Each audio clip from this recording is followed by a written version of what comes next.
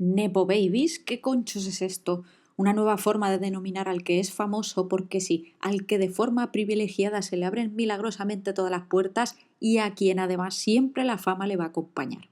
¿Por qué hablamos tanto de esto últimamente y por qué nos da la impresión de que hoy en día poca gente es famosa por sus propios méritos? Agarrad bien ese asiento, gente, porque se viene una buena tour. ¡Vamos allá! ¿Será Maritere capaz hoy de grabar el audio decentemente? Lo veremos. Bienvenidos y bienvenidas al Doctor Underground. Hablemos del factor de poder y del factor de privilegio. Muchas veces quienes tienen este privilegio son incapaces de verlo, al menos hasta cierta edad. Ese privilegio entraña un desequilibrio de poder.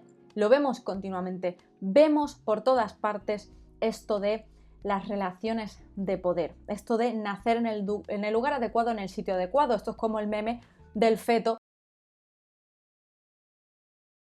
A todos nos ha pasado. Un ser humano al final nace en un lugar específico que cumple con ciertas características a nivel económico, político, humano, cultural, tradicional, en fin, todo lo que os podáis imaginar. Ese grupo social al que pertenece probablemente o casi al 100% condicione su vida para siempre y está en nuestras manos quizá cambiar o intentar cambiar ese estatus. Y esto lo podemos hacer por muchísimas vías, algunas de ellas mejores y otras de ellas no tanto. ¿Y qué factores son esos que determinan el privilegio? La raza, el género, la orientación sexual, la habilidad, la religión, la riqueza, la clase. Si naces en el lugar adecuado sin pretenderlo, en general vas a tenerlo más fácil. Todo va a ser mucho más sencillo para ti, se te va a allanar el terreno, no te vas a encontrar con tantas piedras. Y muchas veces esto, en la mayoría de los casos y de los ámbitos, está salpicado por ese poderío económico. Y más en el contexto del que estamos hablando hoy aquí, de esto de las Nepo Babies, que solamente por el estatus que tiene tu familia ya tienes una vía más sencilla para acceder a algún sector, y es que este poder se comprende, se extiende, se gesta, fluye alrededor de este privilegio. Ya hablamos del concepto de poder según Foucault en este vídeo de los uniformes escolares. Foucault en este caso empezó a analizar estas relaciones jerárquicas en el ámbito estudiantil, pero es perfectamente extrapolable a todos los contextos y a todo lo que nos podamos imaginar en cuanto a la sociedad que nos rodea. Vamos a hacer una pequeña regresión aquí con el Doctor Underground. ¿Os acordáis de nuestras clases de ciencias sociales o de historia cuando hablábamos del nepotismo? No sé si recordáis algún que otro dato, pero hoy aquí lo vamos a refrescar porque es esencial.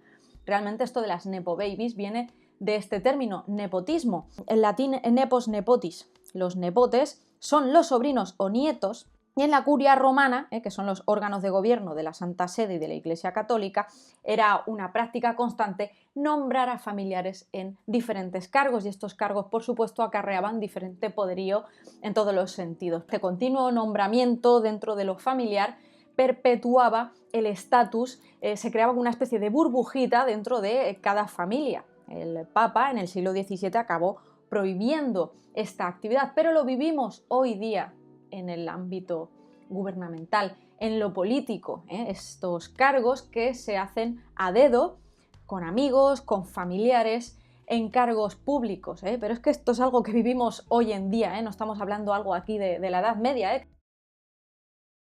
Y volviendo al privilegio o que te hagan la cama, entre comillas, esto también entraña un lado contrario. ¿Qué es lo contrario a ese privilegio? Es la opresión. Muchas veces podemos utilizar este término para señalar o culpar a ciertas personas que han nacido o se han desarrollado en estos contextos privilegiados.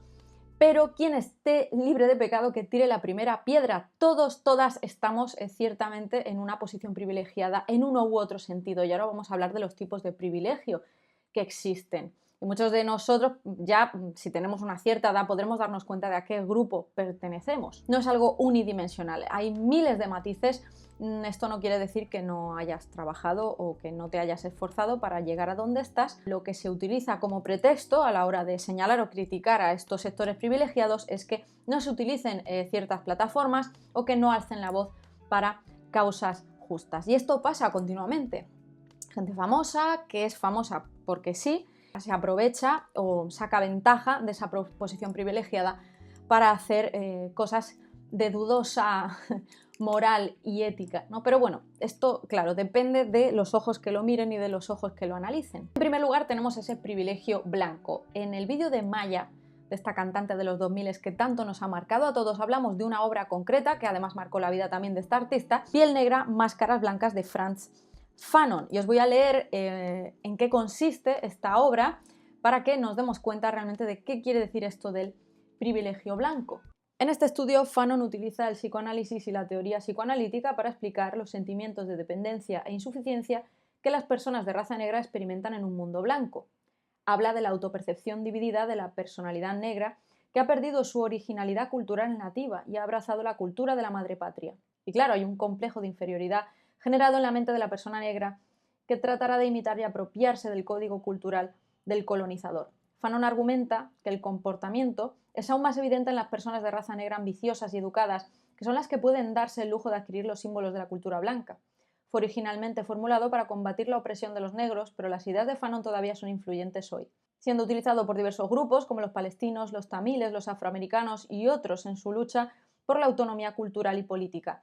Fanon presenta tanto una interpretación histórica como una acusación social subyacente. Hice un vídeo acerca de los Colombias y los sonideros de Monterrey en el que hablaba del racismo perpetuado, este privilegio blanco a través de Televisa. Si me estáis viendo desde México, sabéis perfectamente qué es Televisa. Como en las novelas, en las telenovelas que se supone reflejan pues, la vida de una familia mexicana, todos los miembros de esa familia son blancos. Toda esta serie de cosas creo que explican muy bien qué es esto del privilegio blanco. Por otro lado, también tenemos ese privilegio religioso. Un ejemplo práctico, el Opus Dei.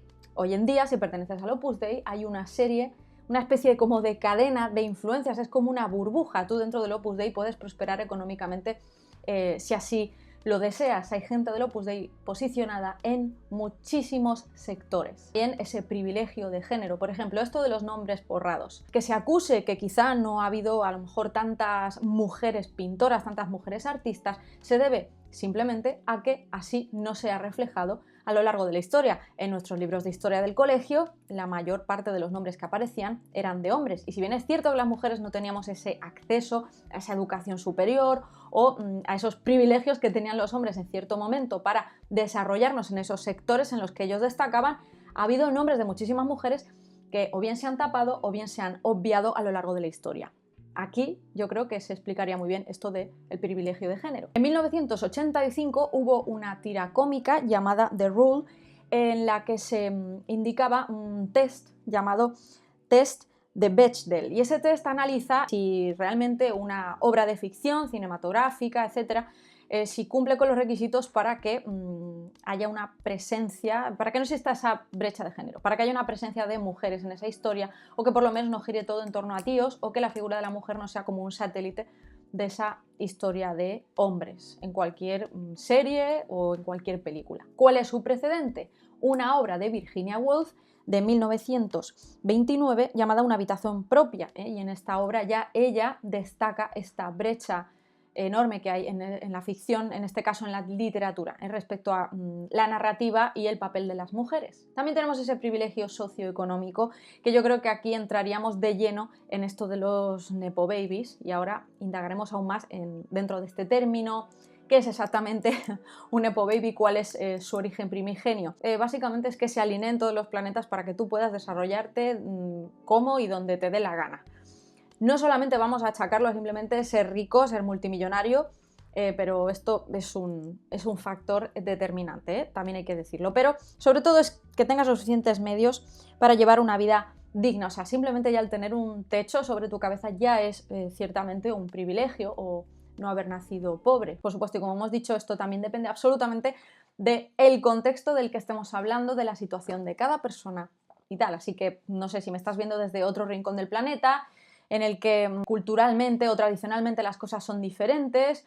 Por ejemplo, pues en una sociedad islandesa estos núcleos familiares tienden a ser matriarcales, ¿no? Entonces en este caso los roles son diferentes. Pero bueno, nos entendemos. Se dice que el primer nepo baby fue Douglas Fairbanks Jr., hijo de Douglas Fairbanks, actor, guionista y director de cine mudo, que encarnó a personajes como el Zorro, Robin Hood, entre otros. Y además estoy hablando de este origen primigenio respecto al cine porque estamos hablando ya de que entrañe una imagen, ¿no? Y que te conviertas en una inspiración o en un ejemplo a seguir para los demás. Previamente existía la radio, pero este es el momento, esta semilla iniciática dentro del ámbito de la imagen, ¿no? En este caso, el cine. Siendo muy pequeñito, tuvo un contrato con Paramount, estuvo casado con la icónica Joan Crawford y se dice, bueno, que tuvo el terreno allanado por su éxito desde el inicio, ¿no? Además era bastante atractivo, en fin, saquen sus propias conclusiones. Décadas posteriores y hasta los años 60, esta figura del Nepo Baby, ¿no? De ese alguien que es famoso pues porque sí, pues porque sus padres eran famosos o porque algún miembro de su familia ha destacado en algún ámbito, se convirtieron en figuras trágicas, ¿no? Todos los dedos apuntaban a esas personas, como por ejemplo el hijo de Frank Sinatra, ¿no?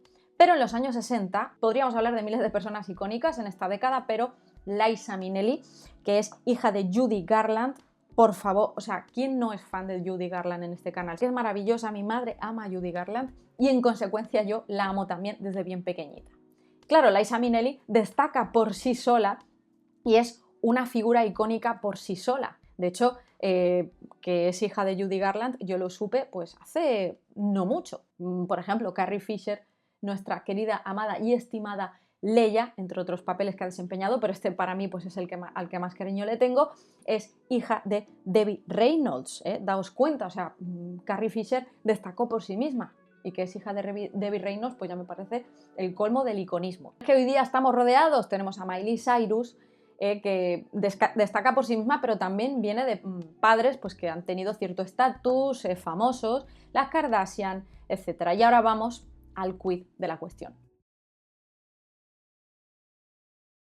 Ya hemos hablado de esto con muchísima densidad y buena turra en el vídeo de El Factor Kardashian. Por favor, si queréis, pausad el vídeo, veis ese y continuáis con este, porque creo que es extremadamente conveniente. Más que nada para no repetiros toda la turra de nuevo. Hablemos de Simple Life, que es este reality con el que ambas adquirieron esa absoluta fama. Nacieron en un entorno privilegiado ya de primeras. Nicole Richie es hija del famosísimo cantante Lionel Richie de los años 60 y Paris Hilton, hija de la familia Hilton, de la famosísima cadena hotelera, entre otras cosas. Y además hablamos de un contexto, eje cronológico entre 2003 y 2007, que es cuando se publica este reality show, que es el momento del petardazo del boom absoluto de Internet, de las redes sociales. Estas fotos tomadas sobre todo a Paris, a Nicole y a Paris, pero sobre todo a Paris. Es una socialité, frecuentaba 847.000 fiestas y eventos y bueno, pues todos los outfits que llevaba, si cometía alguna fechoría o se lo pasaba demasiado bien y se la pillaba con algún tipo de sustancia. En fin, todo esto estaba por todo Internet, estaba también por las revistas. Es un momento clave, Y aquí es cuando hablamos realmente de esas Nepo Babies de la actualidad. Las Nepo Babies de las que hablamos hoy en día, cuando hablamos de las Kardashian, hablamos de las Hadid, porque también son hijas de reality.